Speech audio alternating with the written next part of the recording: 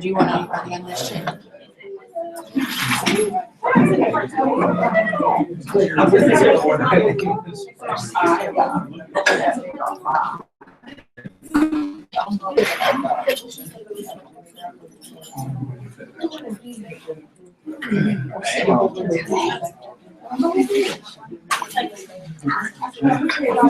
Just fine. All right. Good afternoon. Good afternoon. Good afternoon, Kyle Robert. My name is Kyle Williams, and I am here to defend my dissertation on the influence of mattering on Black males intent to persist at a regional predominantly white institution. I will briefly go over the first 3 chapters, which were my proposal, spend some time in a lit review to give you some context, but what I will really be spending time on today are the results, so chapters 4 and 5. To get us started, just an overview that Blacks in higher education really was not important as we look at the history of higher education in America until we see the Moral McComas Land Grant Act of 1890 with the HBC movement and Plessy versus Ferguson in 1890.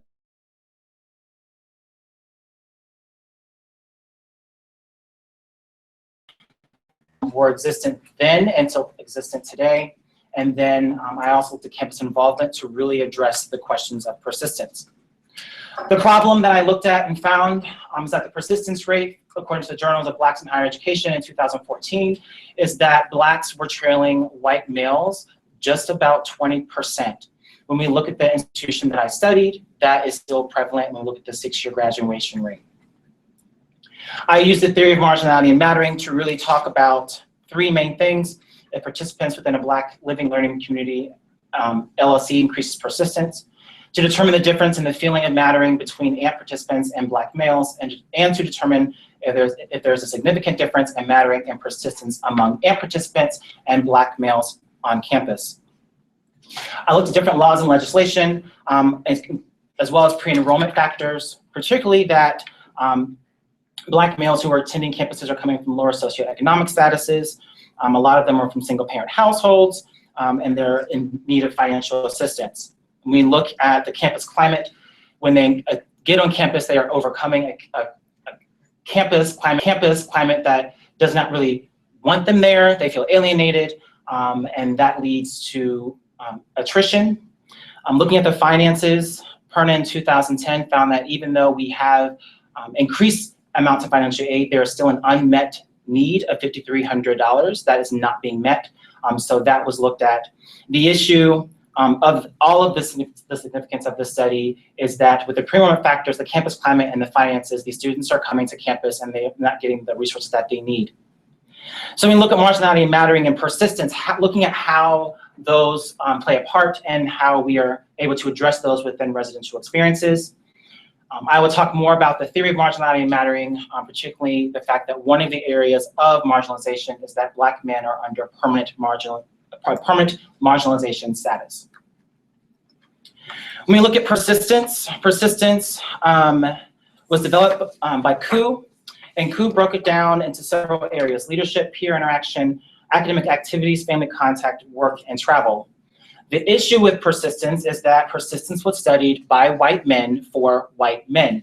So how are we able to address the experiences of Black men using those frameworks? Musis and Quay looked at persistence redefined and really looked at the fact that to be able to ensure that we are able to be the best to support these students, we have to ensure that we are able to fully support them. We look at the cultural integrity of the campus to ensure that we have support systems in line for them, such as student organizations, and that we have to be careful as an institution to not really force Black males to truly assimilate to our campus culture. When we talk about a Black man coming to campus and telling him that he needs to get involved, in essence, we are telling the Black male that he needs to shed his identities and assimilate to the campus culture, particularly that being a white campus. So therefore, when I go back home as a Black male, I then have to deal with the fact that I'm not accepted in my community, and how am I able to navigate that structure?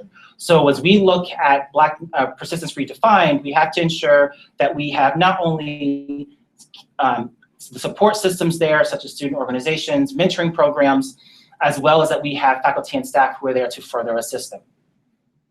When we look at black male persistence, we look at the fact that, once again, these students are coming from lower socioeconomic statuses, they're coming from single-parent households, a lot of times where the mother is the sole breadwinner or the only parent. They're coming from high schools that really don't support them or they don't have the resources. And so how are we able to truly help them? And so we look on campuses. I talked about student organizations being founded, such as Black student unions. We look at the formation of our National Pan-Hellenic Fraternal Councils, 2 of which were founded on white campuses to really help Black males be successful. We see that there's an increased need to help with financial assistance, so the increased amount of scholarships and how those are being developed, as well as mentoring programs, which has been established. One of the other important areas when we talk about Black male persistence is the fact that when Black males come to campus, they're looking for other individuals who they can identify with. So we look at examples such as Grit, where I am coming to campus within a community and I'm able to see that because someone else has done it, that I am able to stick out whatever I'm dealing with to make sure that I'm able to become what they become, because if they can do it, I can do it. We also look at the concept of other mothering, where it comes from the concept of slavery, where on enslaved times, because children were taken from their mothers and moved to different households or plantations, the mothers of that time took on those children as their own. That has been ingrained in the culture and is now prevalent on our college campuses for faculty and staff on campus, where if you are a Black faculty or staff member or identify as Black faculty or staff member, you are in essence taking on the children or students as your own to make sure that they are being successful. Now, the other aspect we talk about is mentoring programs. There are several mentoring programs that have been established. This is not new, but what we're seeing is there's an increase of these because, once again, we're trying to close that persistence and matriculation gap. The development theories, the one that I chose was the theory of marginality and mattering. Marginality and mattering comes from Schlossberg in 1989. What Schlossberg did is, Schlossberg is known for her work in working with transition theory. Out of transition theory, as she looked at what's happening through individuals who are going through transitions, she saw that there were several experiences where individuals either felt that they were marginalized through that experience or that they mattered. And so she started studying that aspect and came across Park's explanation of the marginal man. The marginal man comes from the study that Park did on Jewish Americans as they migrated to the United States of America. They formed their own communities. Some of these communities are still found prevalent within our nation today, but they talk about that being the marginal man. McCullough developed the aspect of mattering, and when Schlossberg expanded upon McCullough's idea of mattering, particularly McCullough talked about attention, importance, ego extension, and dependence. Through Schlossberg's work, she also added appreciation. Attention talks about the fact that it's the basic need to know that you see who I am, that when I walk into a space, you recognize my presence. Importance means that you value my goals and ideas and where I want to go. So you see who I am, you value where I want to go. Ego extends out the fact that as a student, as a part of a community, if I do well, then the rest of the community does well. If I fail, the rest of the community fails. Dependence has also been linked to some aspects with counseling and talking about suicidal ideation, where the fact that if I know that someone depends on me, then I'm more likely to not go through with suicidal ideation. So that dependence is important. And then appreciation, self-explanatory, that you appreciate all of who I am and everything that I'm bringing to the table. For the purpose of this study and looking at a mentoring program, I focused on ego extension, because if I'm a part of a mentoring program, then I'm a part of a community, and looking at the communal aspect, if I'm doing well, we look at grit, then everyone should be doing well. And if I fail, then everyone might have the sense of failure as well. So I selected my participants at a Texas regional predominantly white institution. The criteria for my participants were that they had to self-identify as Black or African American, identify as male, and they had to be currently enrolled. I used a quantitative design, so I looked strictly at the numbers. and I used the Unified Measuring of University Mattering, which is 15 questions developed by Dr. France in 2011. And I focused on the 4 questions out of those 15 that focus on ego extension. This instrument was designed based on the theoretical framework of Schlossberg, and so the 5 areas are found within her study. I focused on these 4 questions, and particularly my success. My successes are a source of pride to the people of the TAMUC community. There are people of the TAMUC community who react to what happens to me in the same way they would if it happened to them. There are people in the TAMUC community who would also experience my disappointment if I didn't reach my full potential. And people of the TAMUC community would be upset if I was mistreated. I had 4 research questions. How do students' demographic characteristics and mattering scores compare among groups of mentoring, LLC, and Black male students on campus? Those are the 3 groups that I had: the mentoring program as a whole, the LLC separated from the mentoring program, and the Black males enrolled on campus. What are the relationships among scores of mattering and Black male students' persistence in graduation? How do scores of mattering predict Black male students' intention to persist and graduate? And does participation in mentoring or LLC make a difference in Black male students' sense of mattering? For the analysis, for research question 1, I used descriptive analysis. I used Pearson correlation to answer question 2. I used linear regression to answer question 3, and the analysis of variance, or the ANOVA, to answer question 4. For my data collection, I used convenience sampling. I had 20 AMP participants, 22 AMP LLC participants, and 249 Black male students. The findings, the meat and potatoes of everything we're here for today. I worked with our institution and gathered all of the emails and sent out an email through Qualtrics, which is an institutionalized assessment tool. And as part of that, there's also a quick response, or a QR code, that can also be used. And students really loved the fact that they could actually use it through Snapchat, that they could take the assessment, and it was very quick and easy for them to do that. I collected my data from April 5th through May 9th. I ended it on May 9th because that was the end of the semester and we weren't getting a lot of responses, and so we ended it at that time. I added 7 demographic questions to capture information based on the research that I had found in chapter 2, and really focused on trying to gather more information about these students. Questions 1 and 2 were yes, no. So are you a first generation college student? Yes or no. Do you receive financial aid institution? Yes or no. And then for questions 3 through 7, use the same Likert scale for the rest of the 15 questions, but focus really on my family has been supportive of my degree attainment. My high school prepared me to be a student at TAMUC. My father has been a positive influence in my pursuit of my degree. My mother has been a positive influence in the pursuit of my degree, and a non-family mentor has been a positive influence in the pursuit of my degree.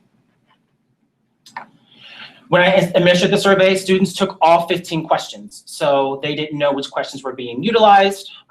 So they took all 15. I then selected out questions 2, 3, 8, and 14 to conduct my survey, or my analysis. The questions added regarding persistence and graduation, really looking at persistence, or persistence to graduation, were added at the end of the survey. The questions were, do you intend to enroll at TAMUC the following semester? And then, do you intend to graduate from TAMUC?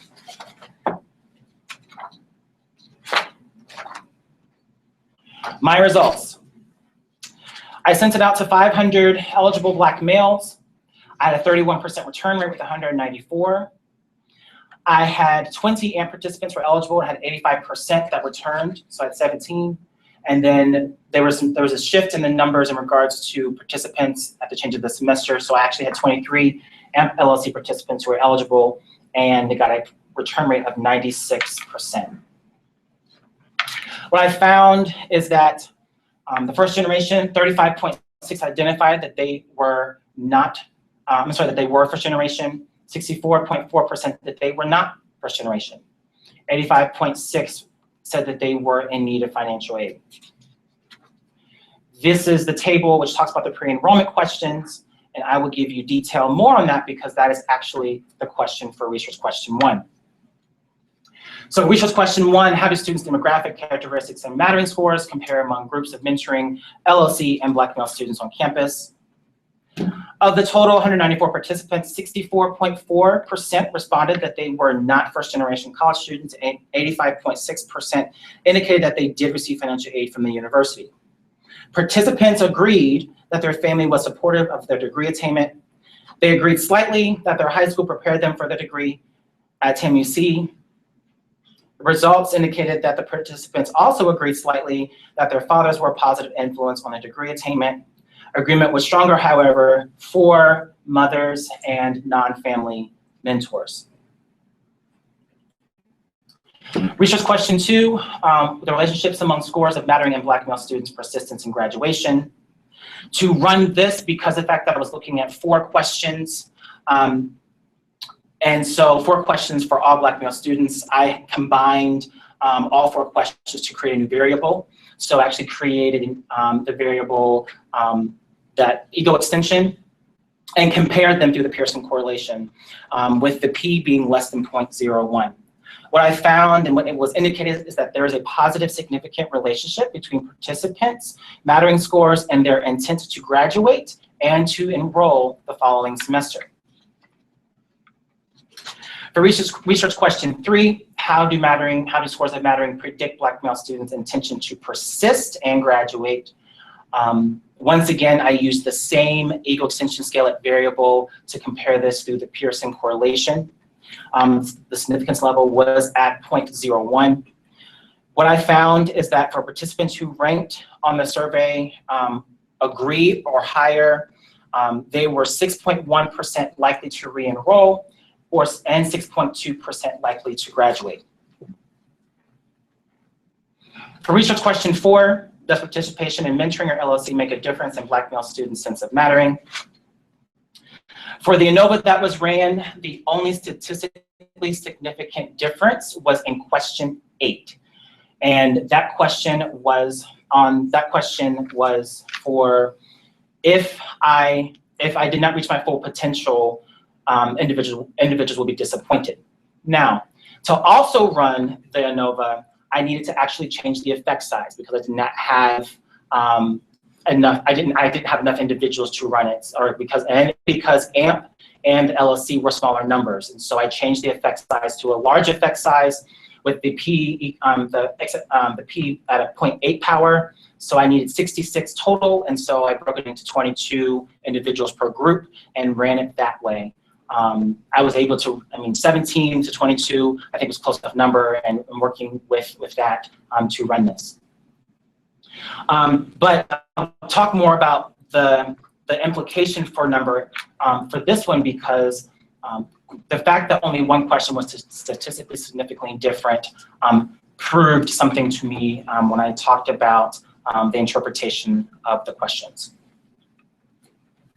So for research question 1, I actually, from the research that I had, expected that we would have a higher amount of first-generation college students. That was not the case. We had a lot of students who were not first-generation, and so that was very surprising to me. I did expect that we would have a high need for financial aid, 85.6, so the majority of all the students needed financial aid and depended on it to be able to attend higher education. I expected that there'd be a higher rate that they would disagree with their high school preparedness. We had a mixed, really, it was across the board, and so to me that really talks about that some high schools are doing a lot of work and some aren't. But really looking at high school preparedness and looking at the research, I expected that there'd be a higher rate of disagree, and that was not the case. I did expect from the research that the mother's influence would be higher than the father's. That was true, as well as the non-family mentor. So that matched the research that I found. For question 2, we talk about mattering contributing to the enrollment and graduation. It matched the research, and looking at the ego extension part of this theory, and the fact that I talked about grit before. If I see someone being successful, then I also want to be successful, and so that mattering, I saw that as students being successful, empowering other people among the community. So that's how I looked at that, and so it matched from the previous research that I found. For question 3, mattering predicting the continued enrollment and graduation from the institution, it matched and disagree with some of the research. So when I talk about it matching, Dr. Shuzet did a study that talked about, he studied Black males and the campus climate, particularly those for African Americans, and found that mattering did have a strong influence for Black males based on the campus climate that they were involved in. Now, Hilliard, who utilized the mattering scales for adult learners, did not find that. But once again, Hilliard used a different demographic of students. And so when we talk about mattering and persistence, this disconnect here shows me that when we talk about mattering for African-American males, that when we talk about campus climates, we have to really look at increasing that because it does play an important role for those individuals to be successful. For question 4, once again, the only statistically significant difference was found in question 8. That there are people in the TMAC community who would be experienced in my disappointment if I didn't reach my full potential. AMP and the AMP LLC strongly agreed. And looking at that, it demonstrated to me that there was a strong connection of mattering within the program, and that there's a strong connection of mattering to not let my mentees down, because if I am in this environment, I want to make sure that we're all being successful.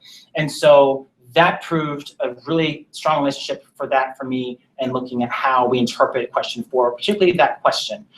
It also shows me, as we talk about how we look at implications, how are we creating similar environments for our greater Black males on campus? Implication for practice. So looking at the pre-enrollment factors, looking at how are we connecting to our high schools, how are we ensuring that when individuals are coming from their high schools, that we are connecting them with student organizations and showing that the climate is welcoming, and really helping to promote that sense of mattering to help with that transition from high school to college. And so looking at creating mentoring programs for, creating a relationship for mentoring programs for our high schools, which those are also on the rise. But then also, how are we able to help transition that? When we have our preview days on campuses, how are we able to highlight these Black student organizations intentionally? How are we able to are we looking at bringing, strategically making Black preview days just for those students, where they're able to come to campus, connect with those students, those student organizations, to really ensure that they're able to have a connection to the campus, that they matter and they're seen here, and to get a connection to that community. Looking at mattering and persistence, the things that I look at are how are we supporting our student organizations? Are they seen? Are they visible? Are they getting the funding that they need? And are we utilizing them? That's another way to utilize them to reach back to also the high and staff relationships. A lot of times, especially on regional predominantly white campuses, what does the faculty-staff relationship look like? Do you have enough faculty and staff to really support those students on that campus? If not, what kind of training is being provided to those who don't look like a Black male, but are able to come in and help those students because they're able to recognize the experiences that they have and show empathy and help them navigate their experiences here on campus. Future research. The demographic information, really look at the multi-layered approach. I sent it out to 500. We looked at Black, African-American male, but there are also a lot of individuals who identified as other. And so to really look at that and pay attention to the different racial identities, I didn't ask for biracial or multiracial identifications. So looking at how are we able to really delve deeper into that. Looking at the pre-enrollment factors, there's information that talks about the parents' educational and marital status. That wasn't asked, but to delve deeper into those experiences to figure out how the environment that these students are coming from, what kind of high schools they're coming from, the type. Research talks about how they're inner city, but a lot of the experiences, so they're making that generalization, but this study found that they didn't find that they disagreed with their high schools, that they thought that their high schools were helpful. So looking to figure out which high school environments are helpful for these students. Involvement, the one thing we didn't talk about is, are these students even involved on campus? We know that the AMP students and the AMP LLC students are involved, but what's the involvement of all of these students to really figure out what does their involvement look like? And then finally, looking back and doing it and looking at a qualitative piece, because the ability to match these student stories to what the numbers are showing and to add that greater depth of their voices to be heard.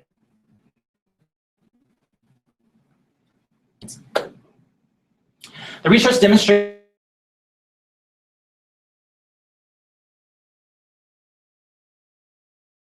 years. I would also say persist to graduation, because we also saw that with 6.2%. If they feel that they matter, they will are more likely to graduate if they have a sense of mattering. Mentoring programs have the ability to create intentional spaces for mattering to occur. And then finally, the establishment of mentoring programs may assist in closing the gap of persistence rates of Black males attending regional and predominantly white institutions. We see that if we can create this space of mattering for connected to upperclassmen to recognize grit, that potentially we can start hopefully to decrease that 20% as we look at implementing such programs on other campuses. Questions?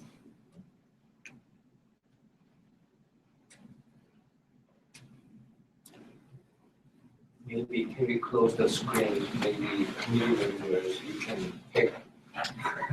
Yes.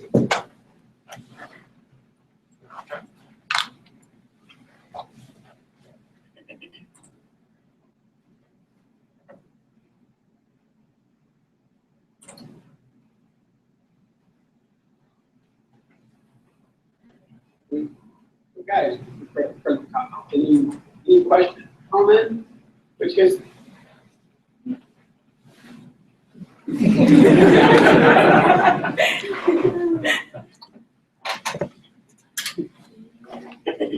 So that's where committee member role comes in. So can you go back to table 8?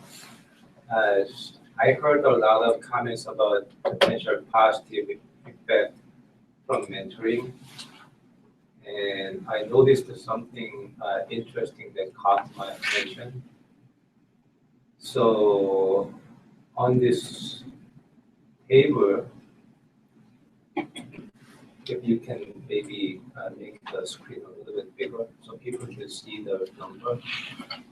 So by skimming the second group who participated in mentoring and living learning community, their scores seem to be higher on all 4 questions. The mentoring scores on meddling from the mentoring group seem to be lower, even lower than Black male population. On question 2, question 3, question 8, and question 14. So question is, why could this happen? So how could you're asking how can the AMP be less than the Black males? Yeah. Well, one reason, I think it's about a lot of the individuals who are within the actual program are also in the LLC. That's the bulk of, you look at the participation across for AMP. That is a reason why. I think also when we look at the experiences of Black males on this campus, like I said, when we look at the involvement, what are they involved in? So a lot of the AMP individuals may only be involved in AMP. But if I am a Black male, I could also be a member of a fraternal organization, I could be on a sports team, and so therefore my sense of mattering might be higher, and because of that piece of my involvement, and so therefore I may rank things higher based on that. So that's a good point, and on the actual writing, I didn't see that.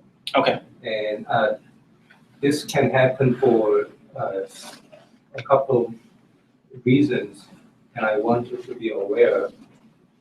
Like Black male population, the number was about 200, and to make the group comparison equal, Kyle reduced the number by using random sampling. When you work with a small number, it is important to look into like a descriptive statistic results, because only 1 or 2 outliers can really like strongly influence the results.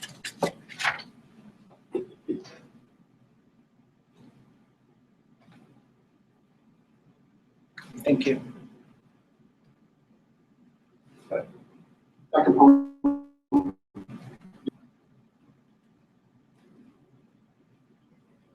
Oh, is it me? Yeah. Oh, I'm sorry. Yeah, I have a lot of questions actually. First of all, Kyle, I want to commend you for a great job. I think you did a great job on this, your presentation. And the study as well. I do have some questions.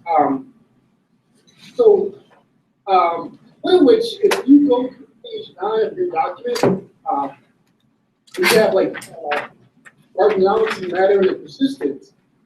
When you talk about student involvement, started Tinto, and I was a little perplexed by that because usually when we talk about student involvement in higher education, we normally would talk about Aston, involvement theory. So I was a bit confused, quite frankly, as to why you cited Tinto supporting Aston. Well, as I was doing some of the research and talking about marginality and mattering, I found that Tinto was coming up, and so that is the reason why I went forth with using Tinto in this situation and not using Aston. Okay. And that also comes up in chapter 2 because we're looking at Berger and Milam as well, and that they talked about Tinto within that piece, and so I used Tinto. Okay. You may just want to revisit that because usually, again, when we talk about involvement, we talk about Aston, and when we talk about academic departure and Tinto's theory, that's what we will cite Tinto. So also on page 4 of your document, under primary and secondary educational influences, it says issues with persistence of Black men in higher education institutions begin through an examination of the environment in which these students are produced. That sentence is kind of baffling to me. It's kind of confusing. And it kind of doesn't really kind of focus on an institution responsibility to kind of help facilitate student persistence. So I kind of felt that sentence to be one-sided and kind of judgmental. What are your thoughts about that? Well, when I wrote that, I mean, for me, it looks at the fact that a lot of the institutions that are being talked about in regards to where the students are coming from, particularly Black men, at their inner city high schools, and that inner city high schools don't have the finances to really help these students to be successful. And so for me, that's the reason why I wrote it that way, is that we have to really look at where are students coming from K through 12 to really make sense of how we can help them when they get to the collegiate level. Right. But there's some nuances as well. Correct.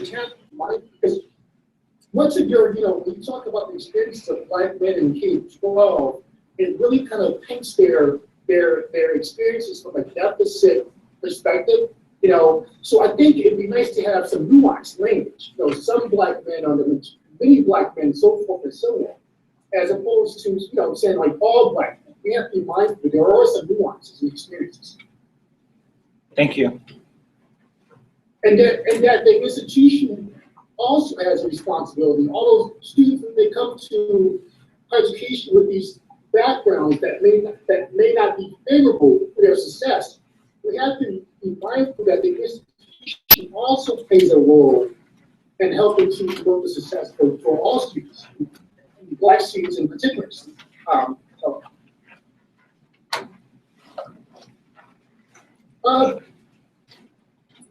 I think we talked about this in your dissertation proposal defense, but when I noted that I was kind of bothered that you kind of talked about HBCUs. Even when you read the first sentence of your chapter 1, you kind of talk about, at least the first paragraph, you kind of talk about HBCUs. Again, I'm kind of perplexed by that because your study was not focused on Black men at HBCU. It was focused on Black men at predominantly white institutions.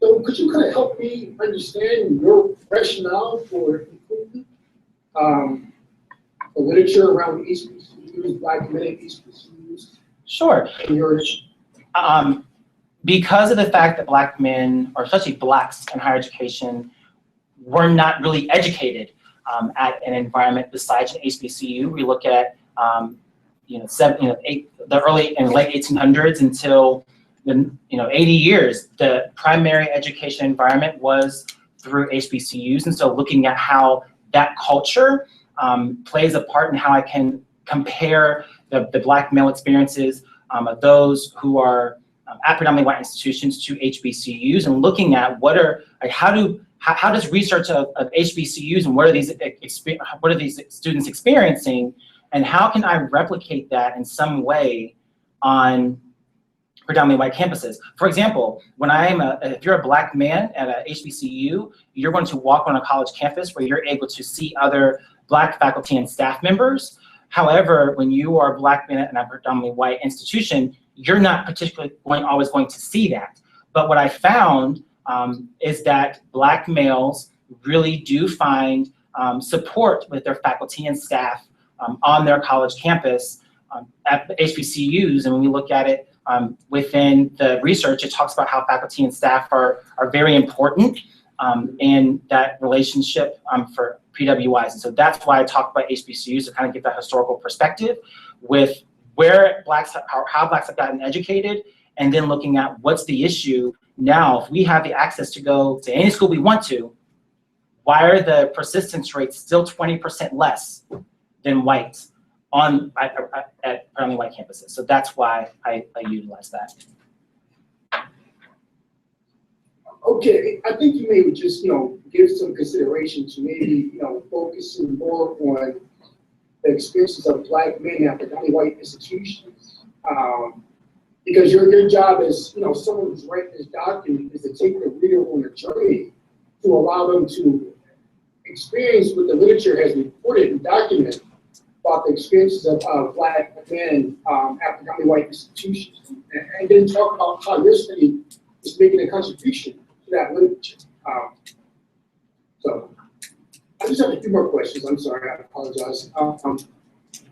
Would you, on to my next question, would you kind of say that the whole notion of ego extinction normalize help-seeking behavior among Black men? The literature shows that Black men are less inclined to seek support, they're less inclined to seek help.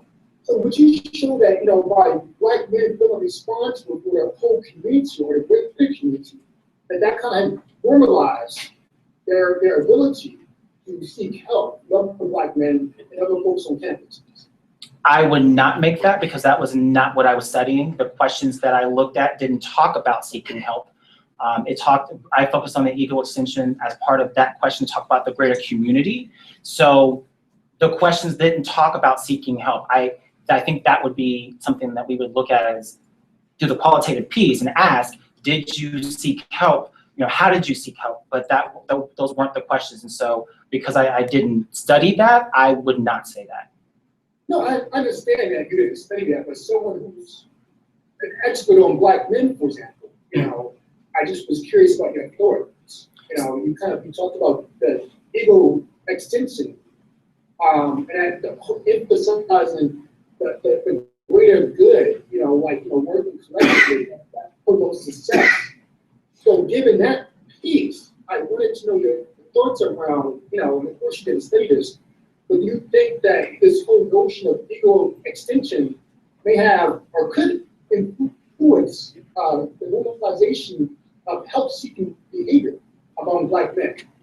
I don't think it would normalize it. I think what I see from this study and from my knowledge is that there is an important piece of the community that Black men see, that they do want to help each other, particularly within the mentoring program, that they are able to make that connection. I think the way this mentoring program in particular is structured, that they are exposed to a lot of help-seeking individuals. And so that in that particular environment, I would say yes, because I'm intimately aware of this particular program. However, with the greater community, I think there's still work that needs to be done to really talk about how they can move forward with seeking help, if that answers your question, because I'm kind of confused with it. No, that's great. Okay. Just one more question, then I'll move on. You mentioned, I found this really curious and really interesting, that the Black students in your study cited their mom for having a greater impact on their degree achievement. I was somewhat intrigued by that because the majority of your participants are second generation college students, you know. So I was surprised that they would talk about their mom as having a more positive influence on their degree attainment. So what are your thoughts around that? I think that when we look at these students, like I said, the research talked about how they would not have, I would not have a large percentage of individuals who would identify as well, actually I would have a large percentage that identified as first generation college students. I think these students, when we talk about Land's research and the responsibility to the mother, I think that because they're not first generation college students, they have seen the struggles of their mother, particularly, and probably to balance the ability to go to school and to raise them. And so they see the importance of actually continuing their education. I think that's something that when I talk about the ability to go back and do some more qualitative data with this, that would be something I would delve deeper into and talk about, you know, well, what is your, and also what is your family's educational status? You know, does your mother have a bachelor's degree, or are you seeing, does your father have a, you know, we talk about positive influence, even the fathers, like how has your father been a positive influence? Because he could have been a positive influence because he didn't do what he needed to do. And so you also want to outdo what your father has experienced. So I think that there's more qualitative data that needs to be done around that area. But in answering your question directly, I think these students particularly have seen their mothers probably go to school, and they've seen that. And they see that they obviously still have the financial needs, so the struggles are probably there. And so therefore that's my interpretation of that. Okay, that makes an interesting perspective. It makes sense. I'm sorry, I just have one or two more questions now. On page 2 of your document, if you have that in front of you, you can go to it. It's under the statement of problem, and you know, there are 2 areas in which Black males can get involved on campus. And you know, I would surmise, and I'm sure you would agree, and Richard would support me, that there are more than 2 areas that Black men can get involved on campus. Talk about mentoring programs and President's Hall, you know, and you know there are other ways in which Black men can become involved on campus as well. You see what I'm talking about? Yes, I see it, but for the purpose of this study, that's what I mean. Black men can get involved as student workers. They can get involved in a multitude of areas. But as I was focusing on living learning communities and mentoring programs, that's why I pulled those out as 2 areas in which they can. Yeah, you may want to shorten your language to kind of be more precise, to say, well, in a context of this thing, you know, or something along those lines. Otherwise, it's misleading. So I think I have one more question. You talked about, maybe I didn't hear you correctly, or you know, because the computer there's not the greatest way to communicate. So during your presentation, you said persistence was developed by Koo. Is that what you said, or? No, I talked about Koo. I talked about Koo as being one of the ways in which he outlaid ways to get involved in campus involvement, to talk about persistence.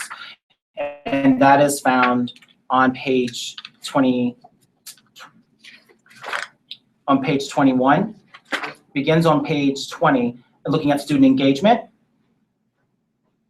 And so I outlaid those to talk about ways in which he found you can actually get involved on campus through the out-of-classroom experiences. And so that is where I pulled it from. Great. Just one last question. What do you perceive the great takeaway from this research? You know, and it's great research. You know, so what is the great takeaway from this study? If you were giving a talk to student peers professionals at ACPA or NASPA, and you had to talk about the findings of your study and how they can make sense of your study, what would you tell them? I would say that the first thing that we need to do as practitioners in higher education is to really look at where our students are coming from. This research talks about, we look at what the research is saying, but that's not the student experience that's at this campus. And so to really look at what is your student experience and to make sure that we are providing the resources that are really going to help these students get involved in areas that do not force them to shed who they are, to support them in all of their identities, and to help them to persist and to gain the knowledge and to graduate. I think that a lot of times we use, in higher education, we use this blanket format that this will work on my campus because of the fact it worked at this campus, and that doesn't really fit. We have to really be strategic and intentional about looking at our students, our student experience, and providing out-of-classroom experiences and other avenues to really impact and help them be successful for our student population. I think mentoring programs are a great way to do that, but each mentoring program that I've looked at they're all different. Some are 1 year, some are 4 year, but once again, you have to really study and see what is going to be most impactful for your students. Great. Thank you very much. Can I have a follow-up kind of synthesis? Yes. I find these questions to be very important because somebody will eventually come to you, why do we have to support that program? Why do we have to create that program? Or it works here, but it may not work at another type of institution. It worked there, but maybe not in our institution. As a practitioner and practitioner scholar, I all want you to see like there are ways to capture the information data that is already there. If it is a mother's education, at the beginning we talked about utilizing institutional data. Like under circumstances, you may not be able to utilize them, but perception survey data can be limited in terms of accuracy, in terms of like all kinds of completion issues students may have. But as a researcher, it is really important to think about, am I interested in students' experiences? Ask those questions. Am I interested in the effect of a mentoring program? Collect data about what type of programs and students' engagement or participation. And it is very important to also understand how you use that information as part of your analysis. Within the constraint of time, we understand that simple linear regression was used for correlation and regression. But those demographic information, background information, can be also included in your analysis. So you can tell how much further information does this information add. You can do that.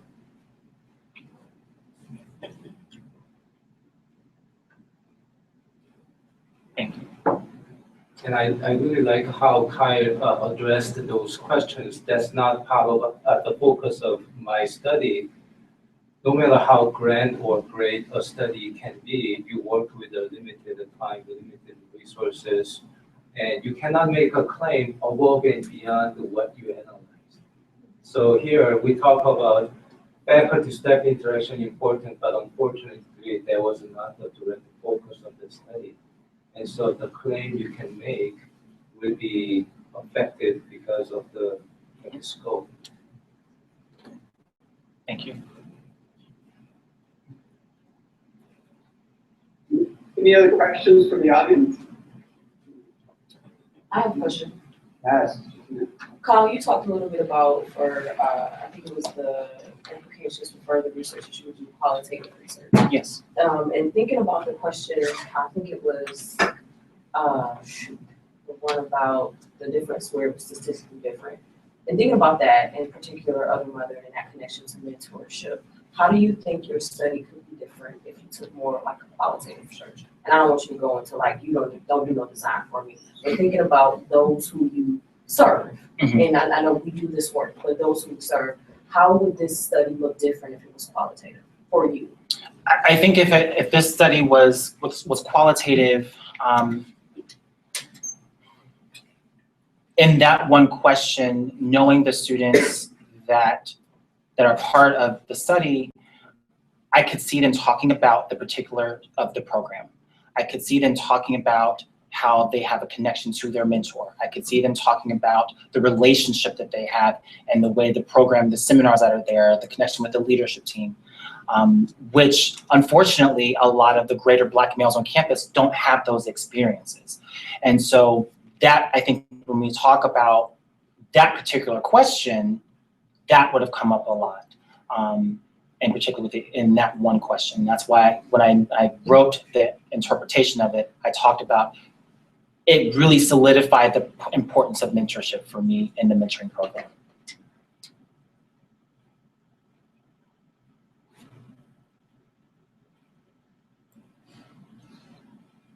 Anything else? No, you guys are just in shock and awe.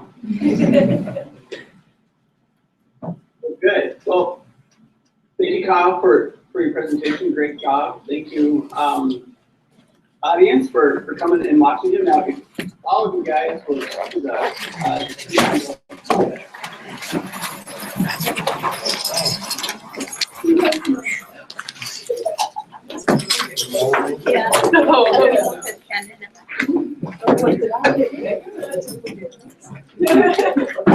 Dr. Grant, right in front of you.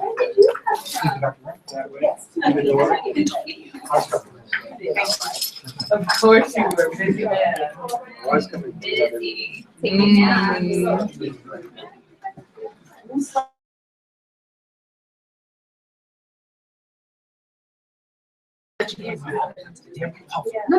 I had somebody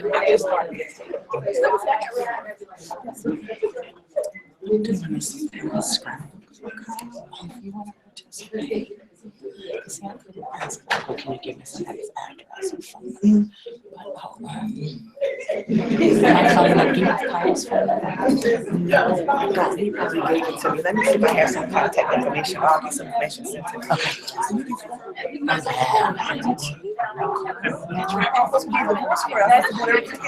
Everything.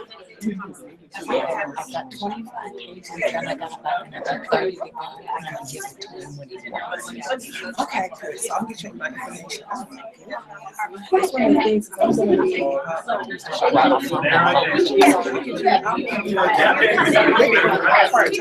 that's one of the activities I want to do with students and colleges. Just kind of teach them the art of scratching.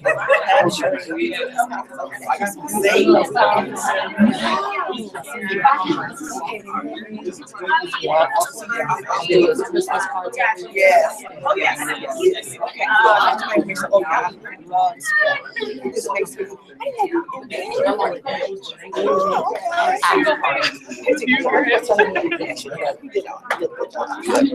Yeah, they did an excellent.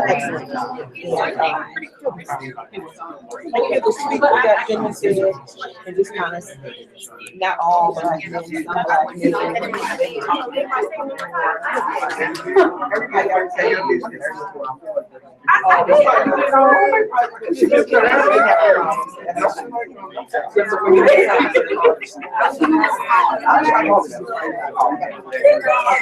was going to say either that or my business card for creator or specialized in handcrafted cards.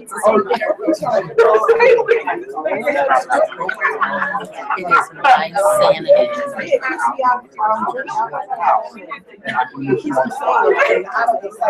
I can see you on somebody's couch.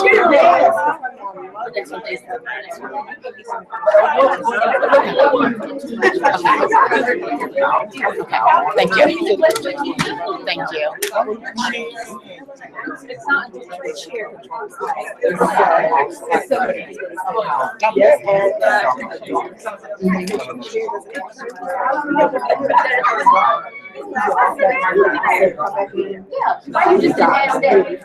Thank you, love. Exactly. Because he's like, oh, I got another one. I'm doing well, thank you. How you doing? Yes, I am. In and out. Exactly, sir. Yeah. I said I made it to 52. It's the first time I ever had to do a day trip.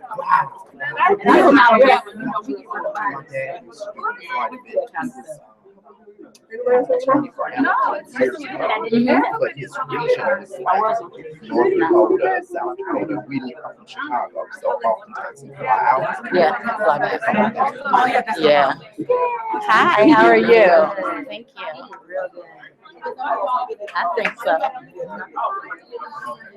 But they tried to rat him a little bit. He handled it. That's all right. I was like, come through, Jesus. Exactly. In the blood, in the blood. Yep. Come on through. Yeah. Once again, it ain't for everybody.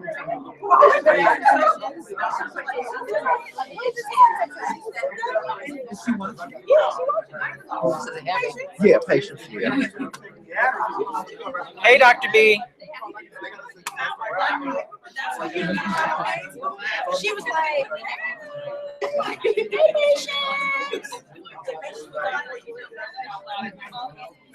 she got a snack. You know she does.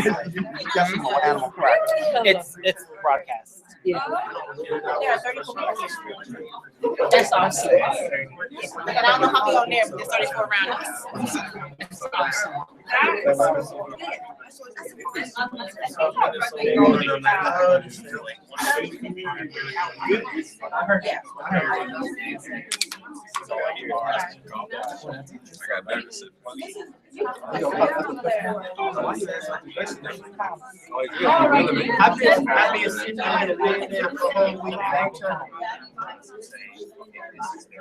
So we're just waiting.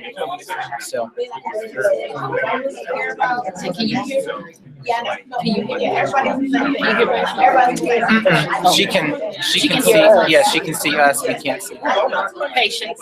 No, you can't. It's just she can see us.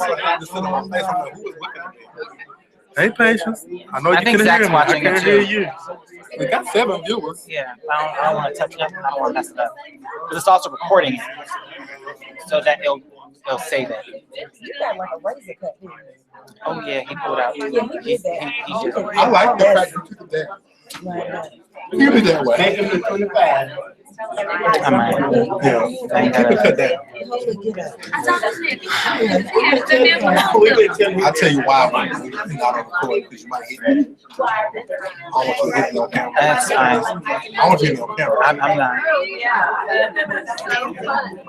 The spot that you can hear it ain't visible. Oh yeah, When you cut that. yeah. That's the other thing. The only reason why I know what it is, I can start to feel it, and then I was like, it's not as yeah, physical with it, cut down. right. Trust me, I went through that stuff before this.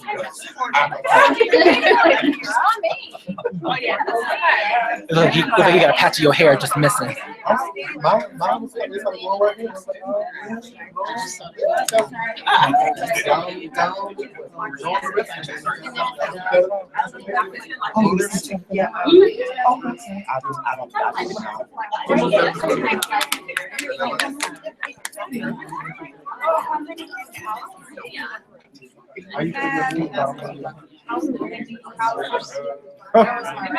So Danielle, have you seen Adrian?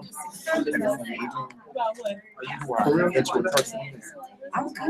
Everybody. I didn't see it. It popped up about 2 minutes ago. Oh, thank you, ma'am. I was about to say, all right.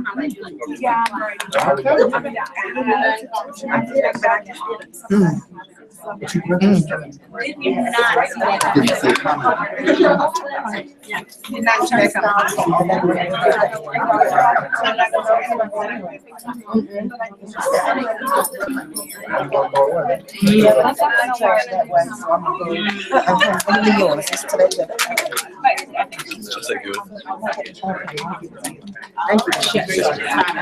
They want me to forget about me for 12 minutes. And I said hello. She thinks. I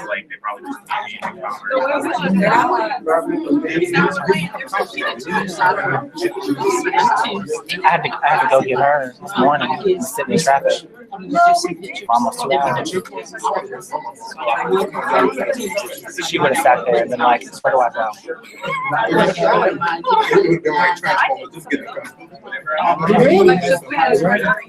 Okay. Oh, just me. Hold this. Of course. Let me get my playlist ready.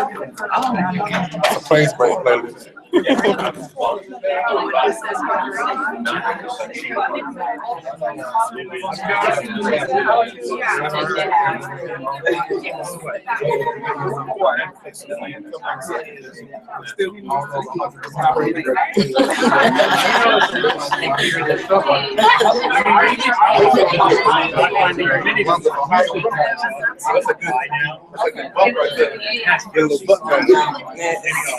Maybe I bought some shit.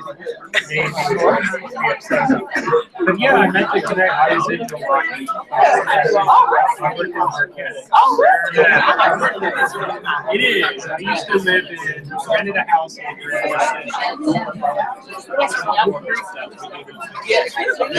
south of Milwaukee is other towns. I moved to Greenville. I used to take like to downtown.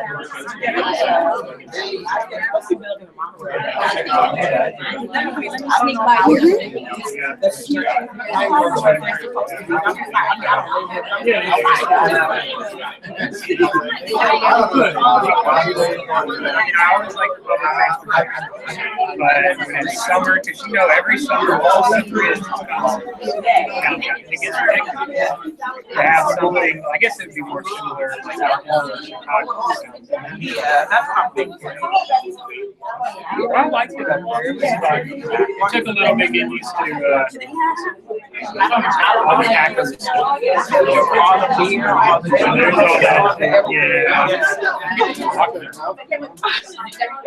Some of I feel like that meeting was intentional. And then, it's always a big interesting where you live. You get used to the last names and They're ready. Mom, you're ready. Brian staff member last week. We did this tomorrow.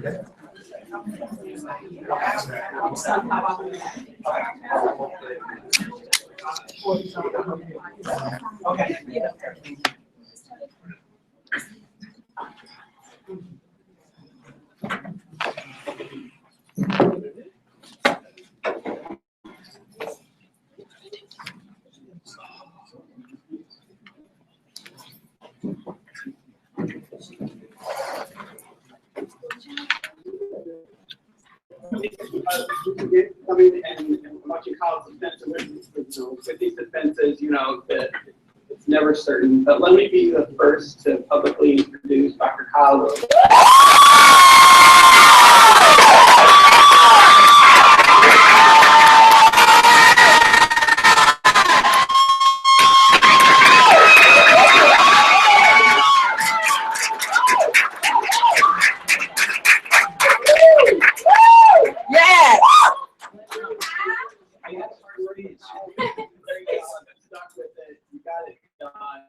We have a little more work to do to touch up the draft, and we'll talk about this later. Give me a call after you're done celebrating, but please, let's stick around and celebrate with Kyle.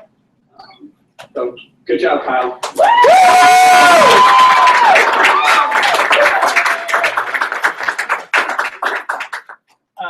Thank you. Thank you, Dr. Palmer. Pleasure working with you too. Thank you so much. Thank you, Dr. Lester. You're very welcome. Have fun climbing. Yeah, absolutely. Give me a call soon. I got comments for you. But guys, enjoy the time. All right. Thank you. Thank you. Deuces. Thank you, Dr. Yoon.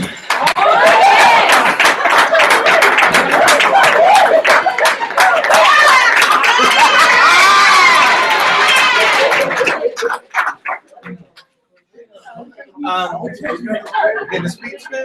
I want to, you know it. This journey, who's out there? Brandon. Come in and close that door. Come on, Nathan. You're still online. Oh, I know, that's fine. It can be recorded. This journey has not been easy. The research that was done was me search, and I say that's usually the best to do. Research is me search, and so looking at the study that's being done, I really tried not to say, well, my mama's sitting right here, and that's why she's a positive influence, because it's right there. It's in the research, and the guy said it as well. But I'm even more proud to stand here in front of my who sacrificed so much for me to be able to go to school, and watching her struggle to work and go to school and show the importance of education. I knew that I had to go to school, but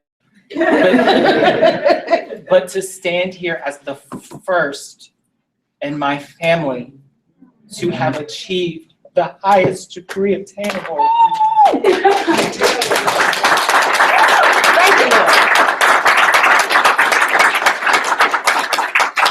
I set my dreams and my goals, and I have accomplished them. And to those, I think for me, to Black men who are here, I just want to say you can do it. You can do it. You matter. You are important. The community needs you, and we need more people to go ahead and continue their pursuit of their degree so that we can continue to make the changes that need to be changed, so that we can continue to provide access for Black men and women to be able to get into higher education and to be able to help our people change the environments that we're not supposed to be here, but we're standing here today. Amen. And so thank you all for coming and spending time with me. And now I want a margarita. So thank you very much.